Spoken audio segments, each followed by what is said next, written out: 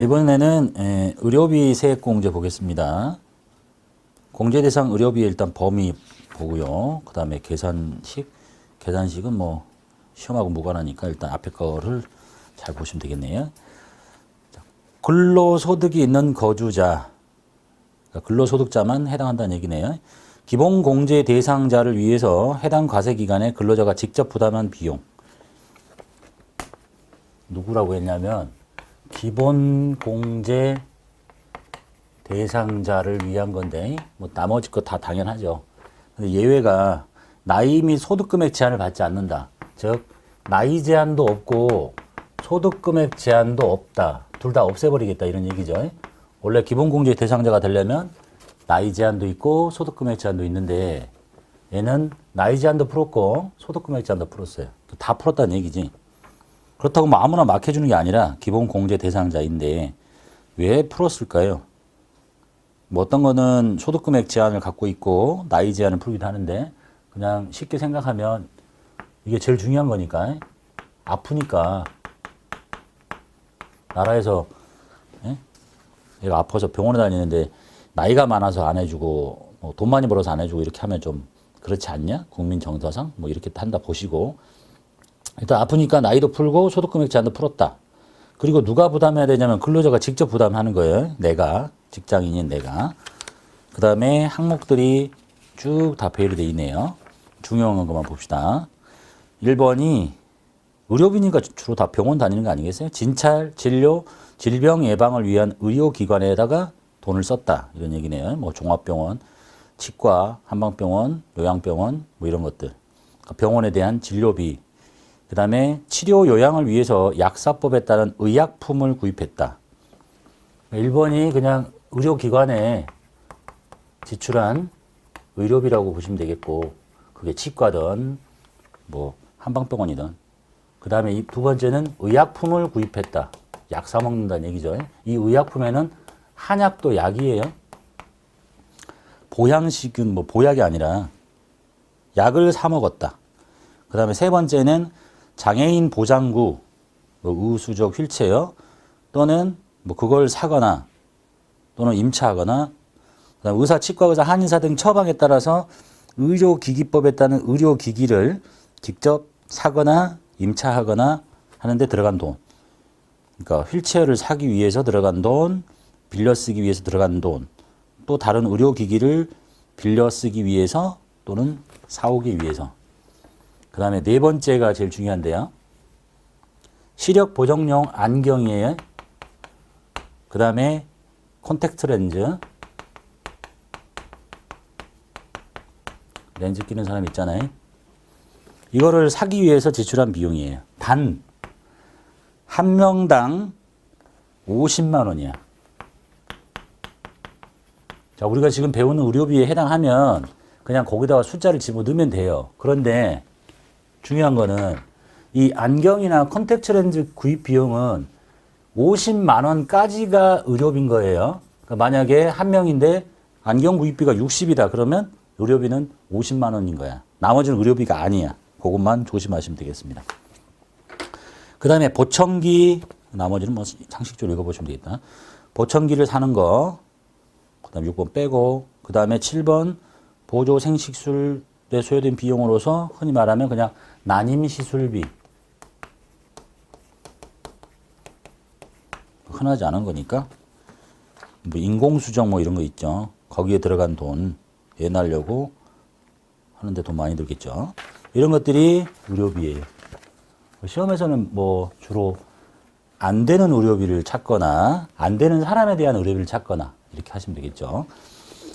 자, 그 다음에 세부사항을 보시면 배우자와 생계를 같이 하는 부양가족은 나이 및 소득금액 제한이 없습니다. 그러니까 나이 제한 또는 소득금액 제한으로 기본공제 대상자가 아니더라도 의료비 공제는 가능하다 이런 얘기네요. 그래서 사원 등록하실 때 나이 제한 및 소득금액 제한으로 기본공제 대상자가 아니다 하더라도 입력을 하고 부로 이렇게 해놓은 거예요. 그래야 나중에 의료비는 받을 수 있잖아. 응? 이해되셨죠?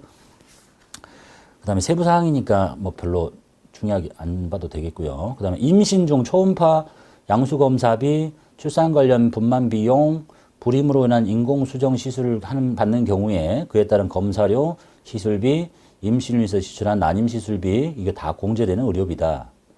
그 다음에 3번 자주 나오는 거 건강진단비. 건강진단비 공제된다는 얘기예요. 그 다음에 라식수술. 그 다음에 질병 예방을 위한 근시 교정 시술비 다 공제됩니다. 여기 안경도 시력 교정용 안경이니까 뭐 선글라스 이런 건 아니란 얘기죠. 그 다음에 의안 스케일링 비용 되고요. 스케일링 받으시고 질병을 원인으로 유방을 절제한 후에 재건을 하는 비용도 의료비 공제됩니다. 그러니까 미용 목적의 유방 재건이 아니라 유방암 수술 후에 재건하는 비용, 미용 목적이 아니니까. 그다음 5번째, 맞벌이 부부의 경우에 자녀의 의료비는 자녀에 대한 기본 공제를 받는 사람이 지출한 것만 공제한다. 그러니까 나도 근로자, 배우자도 근로자인데 내 부양가족으로 보통은 부양가족은 소득이 많은 사람한테 부양가족을 넣는 게 더 유리해요. 그러니까 이쪽으로 배우자한테 집어넣어놨어, 기본 공제를. 그럼 내가 이 아이의 의료비는 내가 받을 수 없고 이쪽 배우자가 받아야 된다 이런 얘기네. 그 다음 이제 시험과 관련해서 3번이 제일 중요하겠죠. 안 되는 의료비. 안 되는 의료비는 뭐겠어요? 의료비라는 것을 해주는 이유가 뭐야? 아프니까지. 근데 아프니까가 아니라 예뻐지려고, 튼튼해지려고 이렇게 하는 건 못 해주겠다. 그중에 제일 많이 나오는 게 미용, 성형, 쌍꺼풀 수술 뭐 이런 것들 다 안 된다. 그 다음에 건강 증진이에요. 건강 증진. 아주 튼튼하게 살려고 이런 것들은 하기 위해서 약을 사 먹었다. 뭐라고 그러지? 건강기능식품 이런 거 다 안 돼요. 2번이 거기 있네. 건강기능식품을 구입한 것도 안 돼요. 해설에 보면 가로 열고 보면 건강기능식품은 의약품이 아니야. 그러니까 공제받을 수 없다. 그 다음에 외국의 의료기관에서 지출했대, 의료비를. 그 외국의 의료기관은 여기서 법에서 말하는 의료법상의 의료기관이 아니야. 외국 의료기관 다니는 사람들은 누가 있겠어요? 원정 출산하는 이런 애들? 좋게 보겠습니까? 안 해주지 당연히. 그 다음에 실제로 부양하지 않는 별거 중인 직계 존속의 생계 의료비. 즉 아버지를 내가 부양하지 않는데 아버지가 아프면 온 형제가 다 같이 의료비를 내야 되잖아. 이렇게 한 경우에 내가 지출한 의료비는 의료비가 아니란 얘기예요. 그 다음에 생계를 같이 하지 않는 형제자매 의료비도 공제받지 못합니다. 그 다음에 당해 근로자가 직접 부담하지 않는 의료비. 내가 부담하지 않은 의료비인데 해줄 수가 없겠죠. 그 다음에 당해연도에 지출되지 아니한 미지급된 의료비. 그러니까 의료 행위는 일어났는데 의료비는 올해 내지 않았다. 뭐 내년에 낸다. 그럼 내년에 의료비인 거죠. 그 다음에 제대혈 보관 비용 공제받지 못하고요. 진단서 발급 비용 공제받지 못합니다. 진단서 발급 비용 공제 못 받아요. 그 다음에 의료기관이 아닌 응급환자 이송업체 소속 구급차 이용료 공제받지 못한다. 뭐 흔하지 않은 거니까. 그 다음 8번 볼게요. 간병인에게 지급한 비용. 이것도 공제받지 못합니다. 산후조리원에서 지출된 비용 공제받지 못합니다. 의료법상 조산원이 아니다. 이거는 해줘도 될 것 같은데. 요즘 애를 잘 안 나니까 애 낳으려면은 산후조리원 다 진잖아. 근데 못 해주겠다는 얘기네요. 나머지는 다 무시하시고. 그 정도. 그래서 되는 거는 그냥 다 의료비라고 나오고 그냥 간단하게 조심하셔야 될 거는 안경, 컨택트 렌즈 구입비는 한 명당 50만 원까지가 의료비인 거예요. 60을 썼으면 50만 원만 입력하셔야 돼. 그 다음에 안 되는 거 건강진단비 된다고 그랬어요. 건강 증진을 위한 거 안 되고 미용, 성형 안 되고 진단서 발급 비용 안 되고 뭐 산후조리원 안 되고 간병인 안 되고 뭐 이런 정도만 받으시면 되겠어요. 자, 여기까지가 이제 시험을 위한 얘기고, 자, 의료비 세액공제라고 있는데 얘 또한 신용카드처럼 계산 구조가 굉장히 복잡하죠. 그래서 시험을 보실 때는 패스하셔도 되지만 나중에 시험을 끝나고 취직을 해가지고 의료비를 열심히 집어넣는데 무슨 숫자가 딱 튀어나왔다. 프로그램상에서. 근데 이 숫자가 어떻게 계산된 숫자인지 모르면 회사 생활하기 힘들죠. 그래서 계산 구조로 보면 굉장히 복잡하지만 그림으로 그려놓고 보면 아주 단순한 식이에요. 자, 그래서 먼저 구분을 뭘만 하시면 되냐면 의료비를 지금 세 개로 구분하고 있거든요. 그냥 일반적인 의료비, 그 다음에 본인 등의 의료비, 난임 시술비 이렇게 있는데 첫 번째 알아야 될 게 본인 등의 의료비만 아시면, 아니, 본인 등의 의료비가 뭐냐. 왜냐하면 퍼센트가 다르기 때문에 그래요. 시급도 다르고요. 본인 등의 의료비는 본인이야. 본인. 중요한 틀만 보면. 그 다음에 중요한 게 65세 이상인 사람이에요. 이거 조심하셔야 돼. 65세 이상자, 그리고 장애인.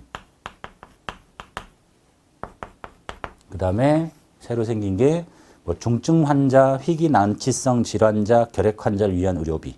그냥 중증 환자. 이거 잘 없을 거니까. 크게 보면 본인 등의 의료비는 내 거, 그 다음에 65세 이상자예요. 70세가 아니야. 65세, 그 다음에 장애인, 그리고 뭐 중증 희귀 환자 이쯤이라고 보시면 돼. 그리고 난임 시술비는 임신을 위해서 지출한 뭐 보조 생식술에 소요되는 비용이니까 그거 뺀 나머지가 이제 일반적인 의료비인 거지. 그러니까 나 빼고 뭐 배우자, 부양가족 중에서 65세 이상인 사람이 아닌 사람, 장애인이 아닌 사람한테 지출한 의료비가 일반 의료비인 거예요. 그러니까 나머지 거라고 보시면 되겠죠.